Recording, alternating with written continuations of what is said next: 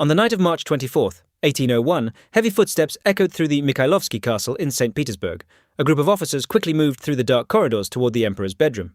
In a few hours, the ruler of a vast empire would be dead. He would be strangled by his own nobles. Thus died Paul I, one of the most controversial emperors of Russia. But was he a madman, as he is often described, or a victim of the elite whose interests he threatened? Paul was born in 1754 and grew up in the shadow of his mother, the future empress, Catherine II. Their relationship was cold. Catherine did not trust her son and effectively removed him from real state governance. Paul grew up with the feeling that power in Russia was based not on law, but on conspiracies. He knew that his father, Peter III, had been overthrown and soon after killed. He understood that emperors in this country could be removed at any moment. When Catherine died in 1796, Paul finally ascended the throne. He was 42 years old and determined to change the order created by his mother. Under Catherine, the nobility received enormous privileges. They could avoid state service, enjoyed broad rights, and were practically not held responsible for their treatment of peasants. Paul began dismantling this system.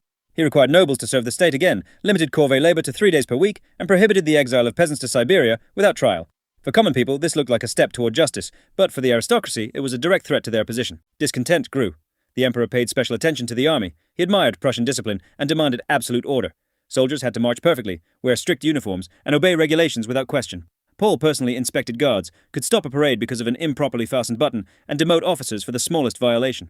For many, this looked like pettiness and tyranny. But for him, order was a way to prevent chaos and coups. He tried to create an army loyal personally to him, rather than to aristocratic clans. In foreign policy, Paul also acted sharply and unexpectedly. Russia first fought against revolutionary France, but then the emperor suddenly changed course and drew closer to Napoleon Bonaparte.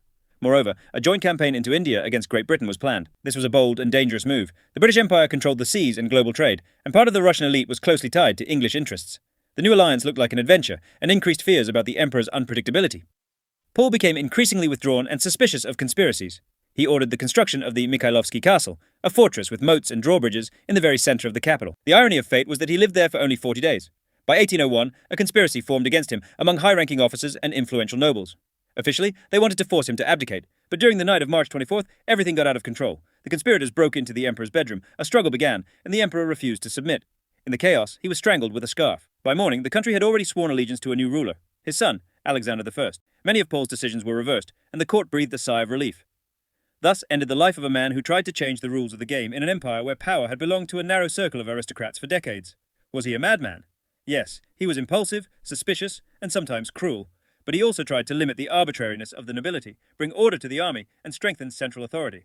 Perhaps his problem was not madness, but that he acted too quickly and too harshly. In Russia, at the end of the 18th century, this cost him his life. History often remembers the winners, while the losers are left with labels. Paul. I lost the struggle for the throne, but the debate about him continues to this day. And the main question remains open. If he had lived longer, would the fate of the empire have changed, or was the coup inevitable? There is one detail that is rarely discussed. Several days before his death, Paul seemed to sense the end. He became especially anxious, often changed orders, and trusted almost no one.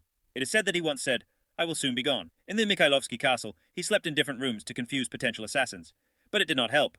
When the conspirators burst into his bedroom, he first tried to hide behind a screen. The emperor of a vast state, a man with absolute power, was hiding in his own fortress, which he had built to protect himself from a coup.